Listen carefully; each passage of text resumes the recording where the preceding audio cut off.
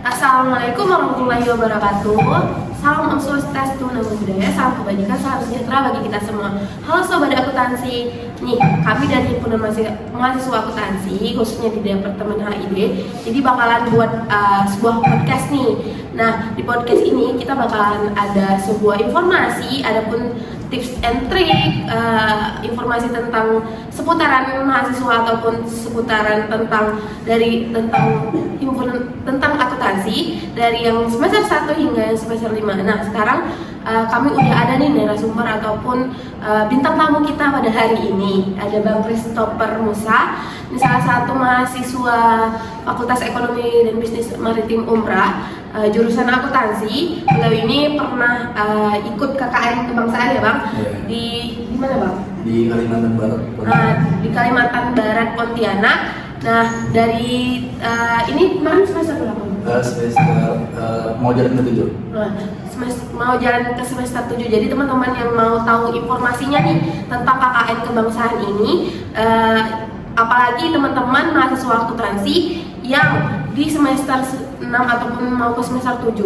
Nah, seputar informasinya akan ditanya-tanya oleh Oke, sebelumnya Bang Kris sehat?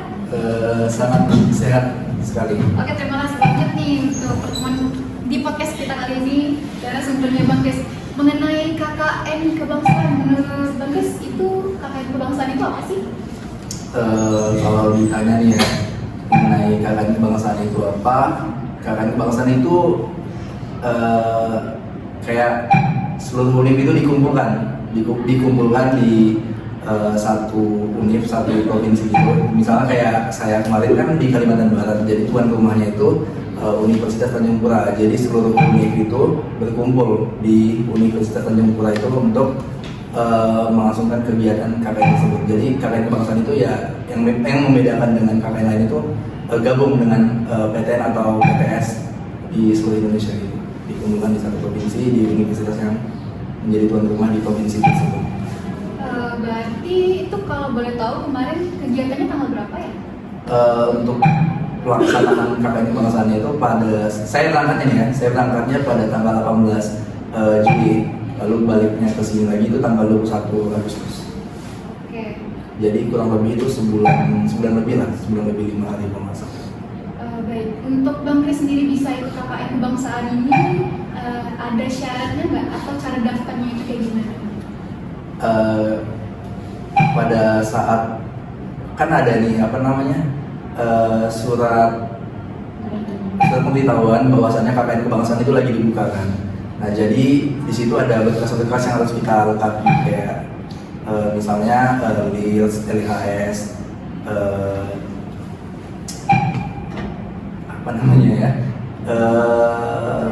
transkrip nilai seperti itu. Habis itu surat berkepilauan baik dan segala macamnya itu ada di PDF-nya, di surat pemberitahuannya itu nanti kita lengkapi, kita masukin ke dalam map, lalu kita ajukan ke prodi. nanya nih Bang ya, terkait tanggal pelaksanaannya itu setiap tahun berubah atau emang sama kayak abang kemarin? Mungkin setiap tahun bakal berubah untuk tanggalnya, tapi terkait bulan mungkin sama, bisa jadi sama. Kalau dari Abang sendiri ada tips dan trik nggak supaya kita lolos untuk KKN kebangsaan ini? Mungkin kalau dari saya pribadi ya, lengkapi berkas kalian selengkap-lengkapnya. Nah, salah satunya kan pada saat itu kan berkas yang harus dibutuhkan itu adalah pengalaman organisasi. Jadi kalian wajib ikut organisasi lah untuk melengkapi berkas-berkas yang dibutuhkan itu tadi. Lalu kalau di fakultas lain itu ada yang namanya wawancara juga. Jadi ini tadi wawancara. Kalau di kita Fakultas Ekonomi dan Bisnis Maritim, saya waktu itu tidak ada wawancara, cuman saya isi berkas doang. Lalu diumumkan saya terpilih gitu kan dengan satu teman saya lagi namanya Daniel seperti itu. Jadi satu univ itu ada kuotanya? Iya, satu univ itu ada kuotanya. Kalau dari kemarin umrah itu 10 delegasi ya. 10 delegasi dari masing-masing, kan kita ada 5 fakultas nih. Jadi tiap-tiap fakultas itu dapat 2 delegasi aja. Namun pada saat itu FEB cuma 1, kan tadi saya bilang 2, cuma satu lagi itu gagal atau batal gitu, batal pergi ke Kalimantannya seperti itu. Jadi dialihkan ke perikanan. Jadi delegasi dari perikanan jadi 3. Nah, seperti itu. Oke, kalau dari KKN kebangsaan sendirinya ada kegiatan apa aja Bang di dalamnya? Pastinya ada pembukaan dan pembekalan. Jadi pada saat saya KKN di Kalimantan kemarin itu kan teman-temannya Untan dari kan Tanjung Pura, Universitas Tanjung Pura. Jadi di situ ada yang namanya pembukaan dan pembekalan. Di situ kegiatannya berlangsung selama 4 hari. Ya, pembukaan dan pembekalan itu banyak banget dihadiri oleh pihak-pihak yang memiliki nama lah di Indonesia ini, kayak Menteri Pendidikan seperti itu dan lain sebagainya. Diisi selama 4 hari seperti itu. Ya, itu pembekalan dan pembukaannya selama 4 hari. Lalu setelah pembukaan dan pembekalan itu, barulah kita turun langsung ke desanya. Waktu itu saya mendapat atau diturunkan ke desa yang namanya Desa Mulia. Desa Mulia itu terletak di Kabupaten Sambas, Kalimantan Barat. Seperti itu. Jadi sebulan lebih tadi itu udah ikut pembekalan dan pembukaan, lalu kegiatan kita selama di desanya dan penutupan kegiatan KKN kebangsaan ini. Seperti itu. Untuk kegiatannya, kalau selama di desa itu kita ada yang namanya program kerja wajib dan program kerja usulan. Jadi program kerja wajib itu yang memang dibutuhkan sekali oleh desanya seperti itu. Sedangkan program kerja usulan itu yang diusulkan oleh mahasiswanya. Misalnya kan saya dari akuntansi nih kan, saya boleh mengajukan usul atau mengusulkan program kerja terkait prodi saya akuntansi. Misalnya waktu itu saya mengajukan program usulan yaitu pelatihan pembuatan laporan keuangan kepada pelaku usaha atau UMKM seperti itu. Oke, berarti kalau boleh tahu KKN kebangsaan ini sebenarnya sama atau beda sama KKN yang biasanya nih Bang? Mungkin kalau ditanya sama dan bedanya, sebenarnya sama aja sebenarnya. Cuman yang membedakan ya tadi, karena kalau KKN yang biasa kan cuman seunif gitu kan, seunif. Habis itu yang membedakan kayak gabungan sama fakultas lain. Kalau KKN kebangsaan ini yaitu gabungan dengan PTN atau PTS di Indonesia. Kalau jurusannya tetap dibeda-bedakan juga gitu. Seperti itu aja. Boleh tahu nih Bang, kan abang udah ikut KKN kebangsaan ini, apa nanti kan semester 7 ini masuk ke KKN juga kan? Iya.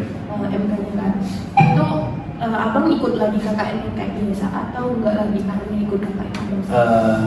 Tidak, saya tidak ikut KKN lagi karena kan udah KKN kebangsaan itu kan, jadi tidak perlu ikut KKN lagi kayak teman-teman saya yang lain gitu, tidak perlu. Untuk waktunya tadi berapa lama Bang? Sebulan lebih 5 hari gitu. Oke, makasih ya Bang atas informasi Iya. dari teman-teman. Mungkin ada untuk ngajak teman-teman mau ikut KKN kebangsaan.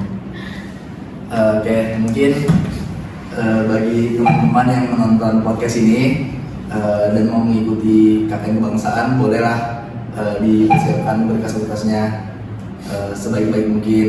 Misalnya teman-teman tidak mengikuti organisasi, namun pengen sekali mengikuti KKN kebangsaan, bolehlah mengikuti organisasi dari sekarang untuk persiapan teman-teman kan.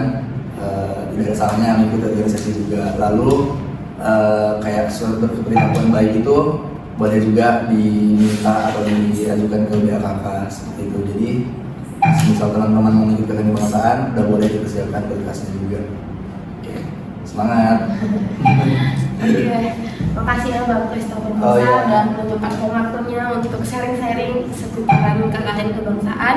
Jadi teman-teman yang nggak tahu nih apa-apa aja, teman-teman bisa nonton aja podcast ini ataupun bisa langsung hubungi Bang Christopher Musa terkait tentang KKN kebangsaan ini. Mungkin podcast kita cukup sekian, semoga bermanfaat untuk teman-teman semua sobat akuntansi. Jangan lupa untuk subscribe dan like akun YouTube Hima Akuntansi dan jangan lupa terus ikuti jejak-jejak dari himpunan mahasiswa akuntansi. Bye sobat akuntansi. Assalamualaikum warahmatullahi wabarakatuh.